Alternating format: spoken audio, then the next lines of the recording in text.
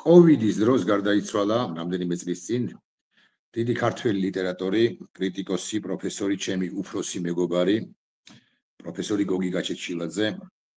შესანიშნავი მცოდნე რუსთაველისა, გურამიშვილისა, ესე მოუყვეთ ხო, ბარათაშვილისა, ილიასი, ვაჟასი, გალაქტიონისა. ყოველ ჯერზე, როცა ურთიერთობდი ბატონ გოგისთან, აი დაახლოებით 5 წუთის შემდეგ, 7 წუთის შემდეგ, ის აუცილებლად გაიხსენებდა ხოლმე ხსენებული რუსთაველის, ან გურამიშვილის, ან ბარათაშვილის ლექსიდან. რომელიმე სტროფს და მე ნახევარსაათიანი ლექსია ჰქონდა ხოლმე ამ შესანიშნავ კაცს, იმ შესანიშნავ ადამიანებზე, ხო? ბატონ გოგის უყვარდა ხოლმე თქმა, რომ პოეზიას, პოეტიკას აქვს თავისი პოლიტიკა. ეს ნამდვილად ასეა, მეც ვიზიარებ ამ აზრს, ამ თეორიას, პოეზიას ნამდვილად აქვს პოლიტიკა. თუმცა პოეზიაზე როცა საუბრობ, ხო, ვერ გასცდები დღეს როცა საუბრობ, ვერ ასცდები ან გასცდები დღევანდელობასაც და აი ერთმანეთთან გადაკავშირება ცოტა რთული ამოცანაა ხანდახან, მაგრამ ეს გიოლდება მაშინ, როდესაც ყავს ისეთი სტუმარი, როგორც ყავს მე დღეს. ეს კაცი არის ოქტაი კაზუმოვი, ჩემი მეგობარი, რომელსაც ბევრი თქვენგანი იცნობთ. ახლა ბოლო პერიოდში პოლიტიკაში წასული, თუმცა მე მას როგორც პოლიტიკოს ისე არ ვესაუბრები, როგორც მოქალაქეს პირველ ყოვლისა, მაგრამ როგორც მცოდნეს, ქართული და არა მხოლოდ ქართული ლიტერატურისა თარგმნელს, კრიტიკოსს. ოქტაი შესანიშნავი ქართველია, ეროვნებით აზერბაიჯანელი კაცი, ქართველი აზერბაიჯანელი, რომელსაც ეს ქვეყანა იქნებ ბევრზე, ნამდვილად ბევრზე მეტად სტკივა, უყვარს ერთია, მაგრამ სტკივა. ოქტაი, მოგესალმები, ძალიან დიდი მადლობა, რომ ხარ ჩემი სტუმარი. ცოტა რთული ამოცანა დავისახე ახლა მე. მაგალითად, უნდა გავიხსენო გურამიშვილს არ შევეხებით, ბარათაშვილს არ რუსთაველს შევეხებით. და რუსთაველსაც ეხლა მთლიანად არც ერთი საათი არ გვეყოფა, მთელი ცხოვრება არ გვეყოფა რომ ვისაუბრო. და იმას, რასაც შევეხები, ქვია ავთანდილის ანდერძი. ავთანდილის ანდერძიდან მაგალითად შემოგთავაზებ რომელიმე აფორიზმს, დღევანდელობას იქნება და მოვახერხოთ მე და შენ და მივუკავშიროთ, თქვათ 4-5-6 აფორიზმი და მე უკვე დღევანდელობაზეც ოსტატურად გადავიდეთ. ჩავთოთ ერთმანეთში როგორც 10 საუკუნის წინანდელი ამბები, ხო, 9 საუკუნის წინანდელი ამბები, ისე დღევანდელი ამბები გადავაჯაჭვოთ ერთმანეთს. აი მაგალითად მე კითხავ, ჯობს სიცოცხლესა, ნაძრახსა, სიკვდილის სახელოვანი და ამაზე ოდნავ მოგვიანებით, მაგრამ აი რამდენად შეიძლება, რამდენად გათავისებული გვაქვს ეს დღევანდელ მოქალაქეებს. ასე ვცხოვრობთ კი. დიდი მადლობა ირაკლი და აი პირველი აფორიზმით სამასობაში გავოჩნდება ჩვენი დიდი მადლობა დახმარებით. მე არ მახსოვს სიმართლე გითხრათ რომელი შევარჩიეთ. სიცრუე და ორპირობა ავნებს ხორცსა მერმე სულსა. აი რამდენად ვნებს უკვე 21 საუკუნეში ხორცსაც და სულსაც სიცრუე და ორპირობა, იმიტომ რომ პლიდნი, ორპირნი ვინც ცრუობს, ასეთები სამწუხაროდ აღმოგვაჩნდა ბევრი. აი ბევრი რომ ეხლა რომ ამბობთ ხოლმე ბუნებრივი ილუსტრაცია მიმდინარეობს ჩვენს ქვეყანაში, ალბათ ნაწილობრივ მართალიც არის, იმიტომ რომ ამ არაორდინალურ ვითარებაში ჩვენ საზოგადოების ცალკეულმა წარმომადგენლებმა საკუთარი რეალური სახე აჩვენეს. ორდინალურ ვითარებაში სუფრებთან ყველანი კარგები რომ ვიყავით ადრეულ პერიოდში, ხო? კრიტიკულ ვითარებაში ყველანი კარგები არ აღმოჩნდით ჩვენს ურთიერთობას არა. ჩვენს მოგონებებს გაუმარჯოს რომ სვავდით ხოლმე ამ სადღეგრძელოს ყველანი, ხო?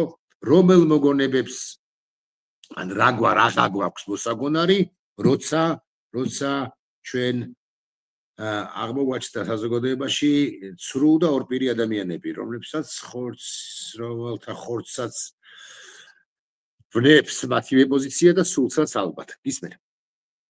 დიდი მადლობა, ჩემთვის პატივია თქვენს გადაცემაში მოხვედრა და სწორია და ასევე დიდი მადლობა ბატონი გოგი გაჩეჩილაძის გახსენებისთვის, ღმერთმა აცხონოს, მქონდა პატივი ცნობოდა და ვცნობოდი მას პირადად და ეს არის ეს იყო კოლოსალური განათლების და იდეების მქონე მეცნიერი. ძალიან დააკლდა ჩვენს აკადემიურ სივრცეს. თუმცა ჩვენ არ დაგვიკარგავს იგი გამომდინარე მისივე თხზულებებიდან. დიახ, ზოგადად ლიტერატურა ისევე როგორც ხელოვნების ესე იგი სხვა დარგები დამოუკიდებელი და ცოცხალია. ყოველ შემთხვევაში დამოუკიდებელი და ცოცხალი უნდა იყოს და იბრძვის დამოუკიდებლობისა და სიცოცხლისთვის. და ლიტერატურა არის პოლიტიკური ფენომენი. ლიტერატურას აქვს წინასწარმეტყველების უნარი. ლიტერატურას აქვს პასუხები გარდა ამისა. ლიტერატურა არ არის, ვთქვათ, ისტორია, რომელიც ისტორიოგრაფია, ასე ვთქვათ, რომელიც ფაქტებს აანალიზებს და თავს იკავებს გარკვეული მისნობისაგან, შეიძლება ითქვას. არამედ პირიქით, ლიტერატურა სწორედ აჩვენებს ამ ყველაფერს, ან წინასწარმეტყველებს თუ რა ესე იგი განვითარება შეიძლება მოყვეს ამა თუ იმ ინიციატივას. თან ყველა ვარიაციაში სხვათა შორის. ასე რომ ლიტერატურა ეს არის პარალელური სამყაროსავით, რადგან შეიძლება ვთქვათ აქ იხდომილოს ერთმა ამბავმა ერთნაირად, მაგრამ თეორიის თანახმად პარალელურ სამყაროებში სულ პირიქით და სხვანაირი ვარიაციებით ვითარდება ხოლმე და სწორედ აი ეს პარალელური სამყაროა ლიტერატურა, რომელიც ჩვენ ვარიაციებს გვთავაზობს იმისა, თუ რა შეიძლება მოხდეს მომავალში. მე აქ გულისხმობ, რა თქმა უნდა, მხატვრულ ლიტერატურაზეა საუბარი, თავისი პოეზიით, პროზით, დრამატურგიით და უამრავი კიდევ განშტოებებით, რომელიც მხატვრულ სიტყვას აქვს ხოლმე.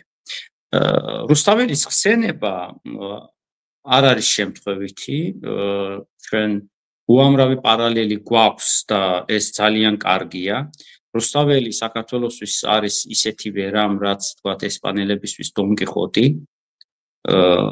ხომ? ანუ თავარი წიგნი, რომლითაც ისინი პოვებენ გაჭირვების დაძლევის მექანიზმებს, ხომ?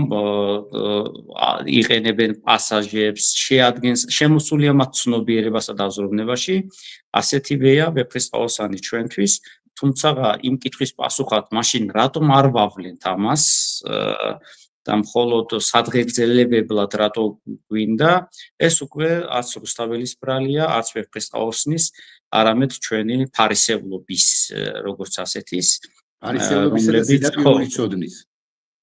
როგორი? ზედაპირული ცოდნის. ზედაპირული ცოდნის. კი. ეს ფარისევლობა ყველაფერს მოიცავს. ეს გულისხმობს იმას, რომ ლამაზი ფრაზებით მეტყველება, ესე იგი, გვინდა, რომ მე ამ მეტყველებით თავი გამოვიჩინოთ, ან თუ გნებავთ ჩვენ განათლებულობას გავუსვათ ხაზი და ასე შემდეგ, მოვიშველიებთ ხოლმე რუსთაველს. თუმცა რუსთაველი არ არის მხოლოდ მე-12-13 საუკუნის კუთვნილება, ხო? ნებისმიერი ნაწარმოების ზედროულობას, როგორც ასეც, ქმნის ის ჭეშმარიტებები, რომლებიც ამ ნაწარმოებებშია დაუნჯებული. ანუ თითოეული ეპოქა თუ ვერ პოულობს თავისთვის ნიშნულს რომელიმე ნაწარმოებში, ესე იგი ეს ნაწარმოები ვერ იქნება ზედროული, არ არის მარადიული, ანუ მკვდარი. როგორც ასეთი, ხო? ან მას ჰქონდა გარკვეული დროს თავისი რაღაცა როლი, რომელიც შეასრულა და მერე გარდაეგო. მაგრამ ვეფხისტყაოსანს ასეთი რამე არ ემუქრება. ჩვენს დღევანდელობასთან ბევრი აქვს საპარალელო. მე დავიწყებდი სხვათა შორის, ესე იგი, ქაჯების ამბავზე.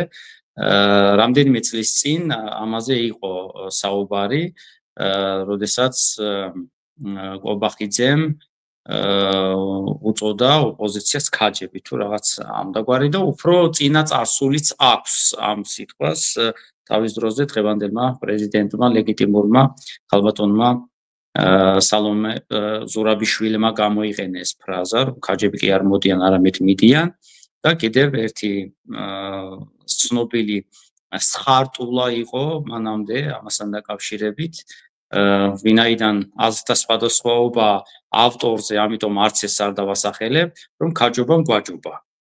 როგორც ასეთი. ხო. მოკლედ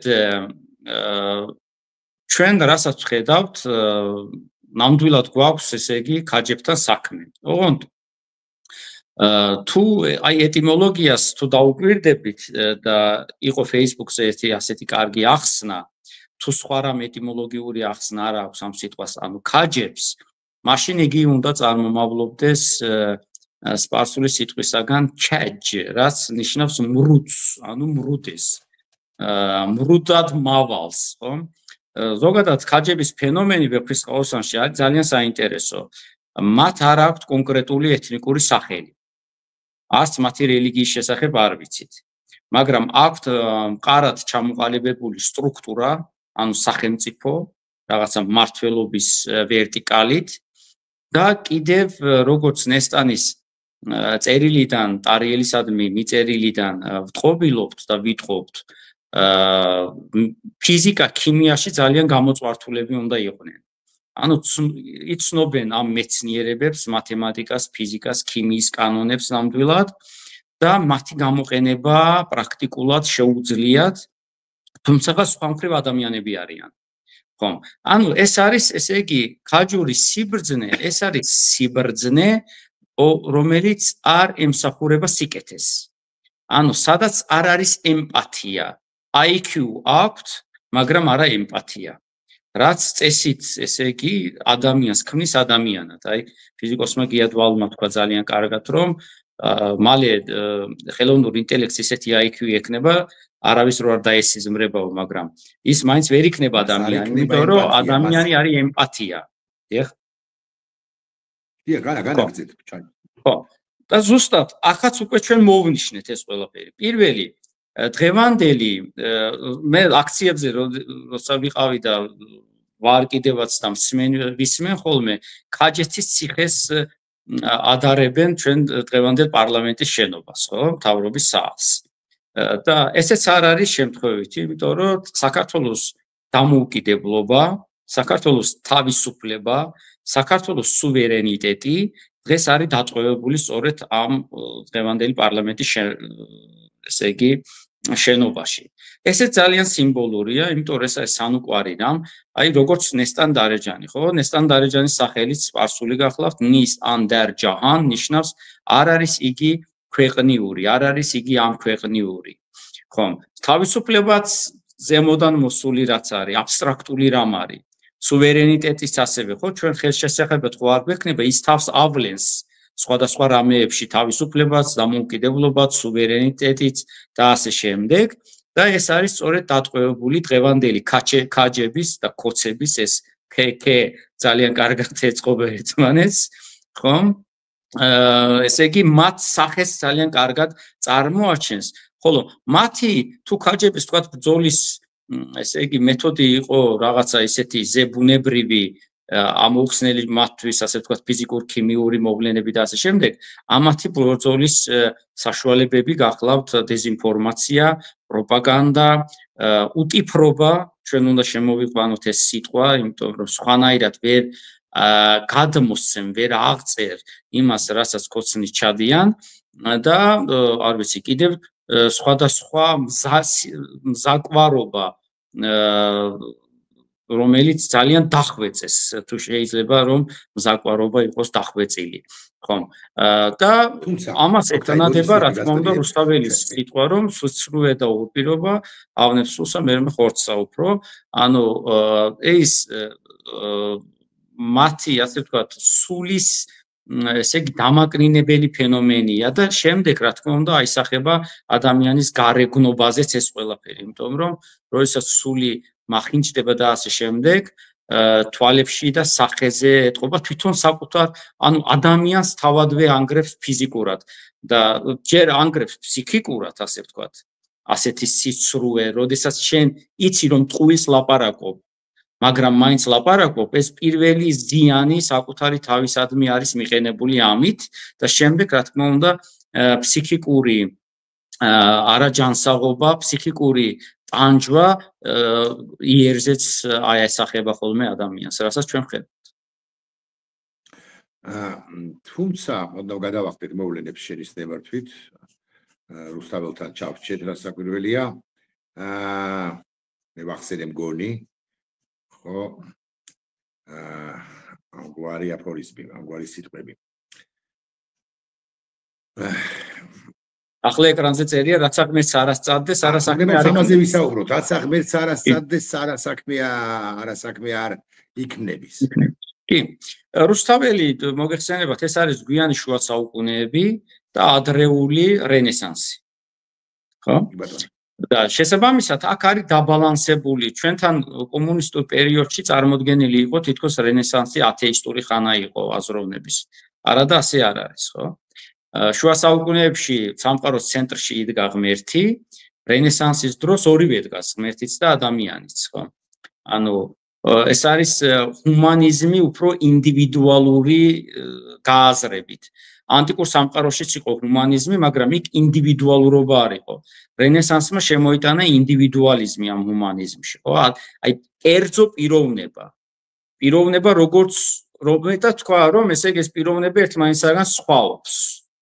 ყველა თავისებურია და ძვირფასია ამით რომ სხვაობს ხო რენესანსის შემოტანილი იდეათაგან ერთი სწორედ ეს იყო ხო და რუსთაველიც ჯერ ამ დროის განასერჩია იმის ესში რომელიც ძველი არ არის დაძლეული შეხედულებები და ახალი ჯერ კიდევ ზუსტად ამით არის მნიშვნელოვანი რუსთაველი ამბობს რომ კი ბატონო რაც აღმერც არასწადდეს არასაქმე არ იქნების ეს ერთი და მე ადამიანურ მცდელობას არ უგულებელყოფს რუსთაველი ეძიებს თანხმობას ღვთაებრივ ნებას და ადამიანურ ანუ კაცებრივ ესე იგი ნებას შორის ხო და როდესაც ეს ორი ნება და ნებელობა თანხდება ერთმანეთს მაშინ ხო აი სინთეზი როცა ხდება ამ ყველაფრის მაშინ ესე იგი მის წინაშე არსებული ყველაფერი იქნება უძლური ანუ ღმერთს რა სწადია ხო ღმერთს სწადია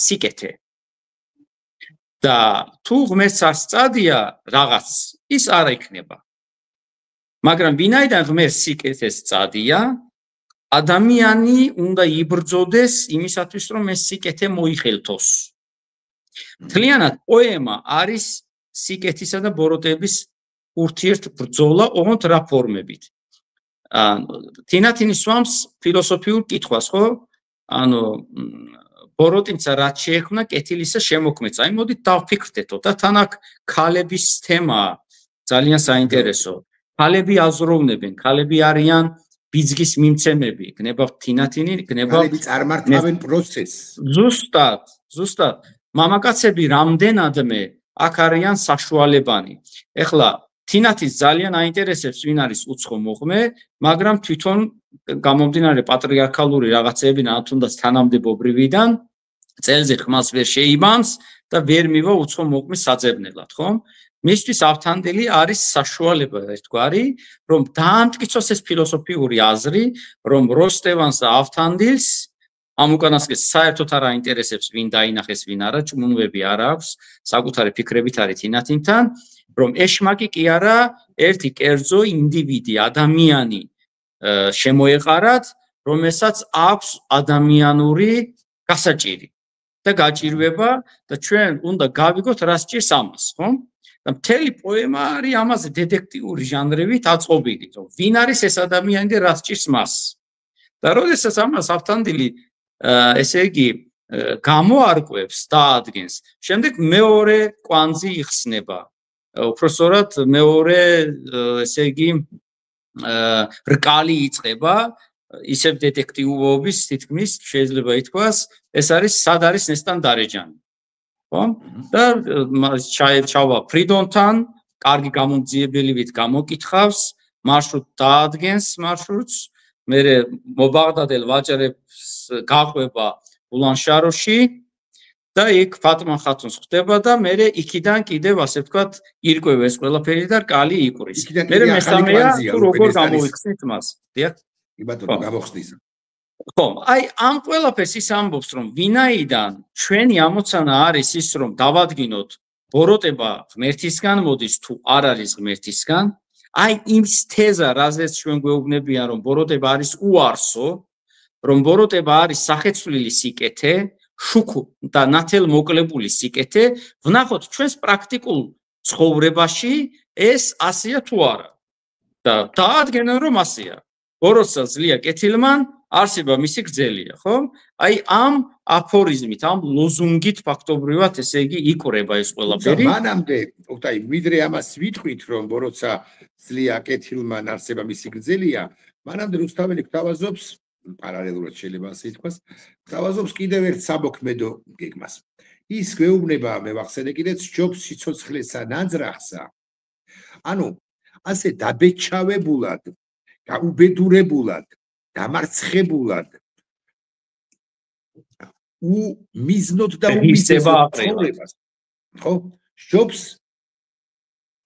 აქ ისევ სერვანტესი რაღა იახსენე, შეგვიძლია რაღაცა გადმოვინაცვლოთ უკვე ესპანეთშიც, ხო? ქარისის ქვილებთან ბრძოლას არ გულისხმობ მაინც და მაინც აქ იდეალიზმს გულისხმობ. ხო? იდეალიზმი, რომელიც საერთოდ ცნობიერება, რომელიც განსაზღვრავს ყოფიერებას. ხო, ეს ხო მუდმივი კამათი იყო, განსაკუთრებით მე-19 საუკუნეში და მე-19 საუკუნიდან, მე-20 საუკუნეშიც რას განსაზღვრავს. ორივე ეს ჰქონდა, ყავდა თავისი მიმდევრები და დამამტკიცებლები, მაგრამ აი რუსთაველი ჩვენ გვთავაზობს თითქოს თავარ თეზას, რომ აი სახელოვანი სიკვდილი და საერთოდ სიკვდილი ნაძრახ სიცოცხლეს კი ჯობია. კი ბატონო. ხო, ეს გამომდინარეობს იმის შეგნებიდან, რომ ადამიანის ცხოვრებას აქვს საზრისი და ეს საზრისი არის ემსახუროს სიკეთეს. ხო? თუ ადამიანის ცხოვრება არ ემსახურება სიკეთეს, მაშინ რა აზრი აქვს ამ სიცოცხლეს? სიკვდილი უჯობს ამ შემთხვევაში. სახელოვანება და სახიერება ქონდა სიკეთეს. ხო? სახიერი ძველ ქართულად ნიშნავს კეთილს. და ბოროტი არის უსახური. აი მაგალითად ეს უსახურები როცა ვამბობთ, ნიშნავს რომ მათ თავიანთი თვითება სახე არ აქვთ. ხო? ეს თემა. ადამიანი ახლა ცოდვა მადლიანი ფენომენია როგორც ასეთი. შეიძლება სახიერმა ადამიანმაც გარკვეული პერიოდი დაკარგოს ეს სახე. თუმცა მონანიების თემა, კვლავ გააზრების თემა, შეცდომების და ის ისევ ამ სახიერებაში შეიძლება დაბრუნდეს და ასე შემდეგ. ამიტომაც დღევანდელ დღეს ჩვენ ვამბობთ და ვეუბნებით ქართული ოცნების მხარდამჭერებს, რომ თუ თქვენ მართლა იდეოლოგიურად გწამთ და გჯერათ, ესე იგი, ქართული ოცნების ბრჭყალებში ნაკადაგებისა, ამ შემთხვევაში გთხოვთ გაიაზროთ და ესე იგი უკუაგდოთ ეს ყველაფერი, დაიბრუნოთ თქვენი სახე და ისევ განწესდეს ამ სახიერებაში. და ვეუბნებით აი ამას, ჯობს სახელი მოიხვეჭა. მოხვეჭა ყოველსა მოსახვეჭესა. რა თქმა უნდა, იმიტომ რომ ჩვენ ხომ არაფერს არ ვტოვებთ ამ ქვეყნად, ისეც იმაზე დიდს და მარადიულს, როგორიც არის სახელი, ხო? ჩვენი აშენებული სახლებიც დაინგრება ერთ დროს, ჩვენი სახელობის ქუჩაც აღარ იქნება შეიძლება ერთ დროს, ხო? ქალაქიც შეიძლება აღარ არსებობდეს, ქვეყანა შეიძლება საერთოდ არ არსებობდეს, მაგრამ ადამიანის სახელი იქცეს კაცობრიობის კუთვნილებად, როგორც ასეთად და ნუ ეს რჩეულთა ხვედრია, რა თქმა უნდა, და რუსთაველი სწორედ ამას გვიბეჭდებს, რომ შენი ცხოვრებით იხვეჭ ამ სახელს არა იმისათვის, რომ ახლა პატივმოყვარე ხარ და ასე შემდეგ. ეს შემოგექმნება ეს სახელი იმ სიკეთეების ქმნაში, რასაც შენ აკეთებ, გინდა თუ არა დაგიუნჯდება ეს სახელი და იმ დამსახურებების მიხედვით იქ შეიქმნება უკვდავი და ყველაზე კარგი და მოსახვეჭელი ამ შემთხვევაში სწორედ აი ეს გახლავთ, რომ შენ დაიუნჯო ეს სახელი და იგი მარად ცოცხლობდეს. დაიუნჯო, და ისეთ სიტყვებს იტყვი ხოლმე. რუსთაველზე ვლაპარაკობ ცხანაირად აგამო. მადლობა. ისი რა არის? აი ჩვენ რამდენად გმობთ ამ კაცებს, ადამიანებს, აუგიანებს, წრუებს, ხალატიანებს. აქ იგითხარი კიდე საუბრის დასაწყისში, რომ თითქოს რაღაც ილუსტრაციის პროცესია.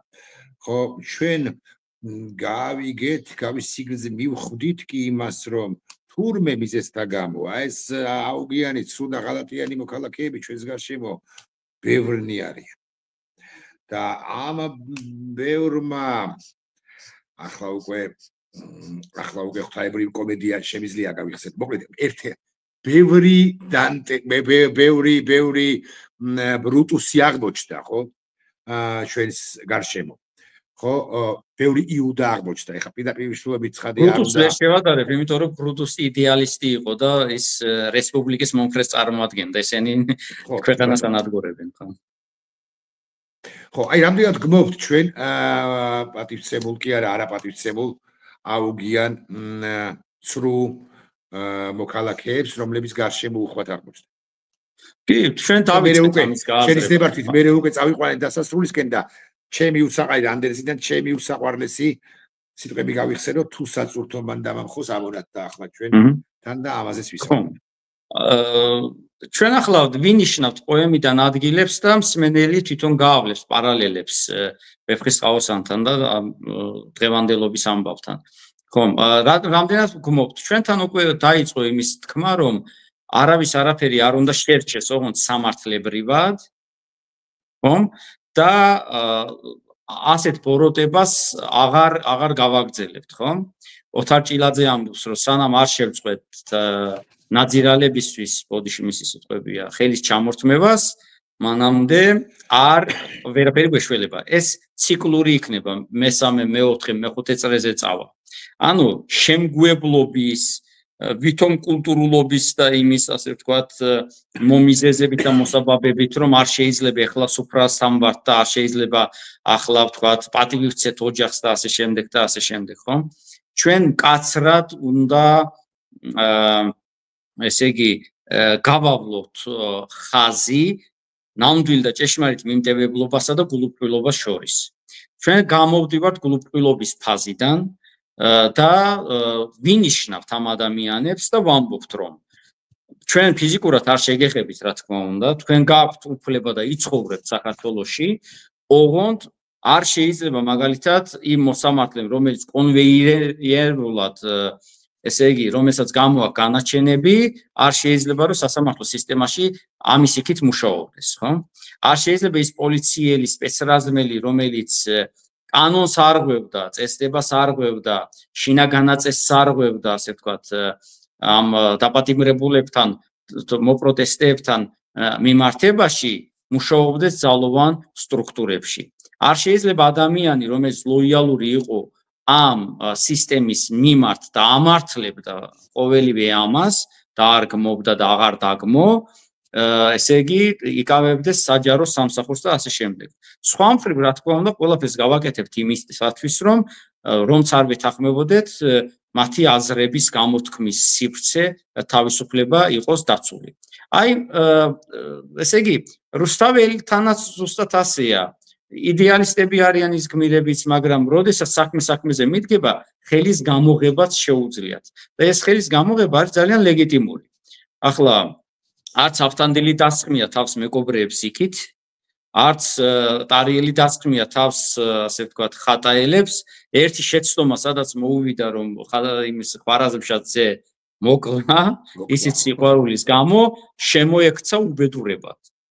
ხო, წლების განმავლობაში დაკარგა სატრფო, სამშობლო, ლამის ნახევრად გაველურებულ ტყიურ ადამიანად იქცა, ისე რომ გაურბის ადამიანებს ყველანაირად და ლამის არის რომ ესე იგი თავი მოიკლას, ხო, სიკვდის ნატრობს რომ ესე იგი აი როდის წავალთ ჩვენ და ამ ტანჯვის მაგიერი როდის იქნება 64, სადაც მე და ნესტანი ერთმანეთს ესე იგი რა ქვია ჩავეკვრებითო მოკლედ ხო რუსთაველი ჩვენ გვეუბნება იმას რომ ერთად დგომით აი მოყვასისთვის თავის გადაგების არსია ხო ესე საშუალებაა ჩვენ ვთქვით რუსთაველის ესე იგი მთავარი იდეა არის რომ გვაჩვენოს რომ ბოროტება არის უარსო ბოროტება არის სახეცვლილი სიკეთე და გავიხსენოთ რომ რა სიკეთეებით და რაღაცეებით მოდიოდა ხო ქართული ოცნება ბიძინა ივანიშვილი მაგალ ქველმოქმედებას გულისხმობ და არა დაპირებებს ამ შემთხვევაში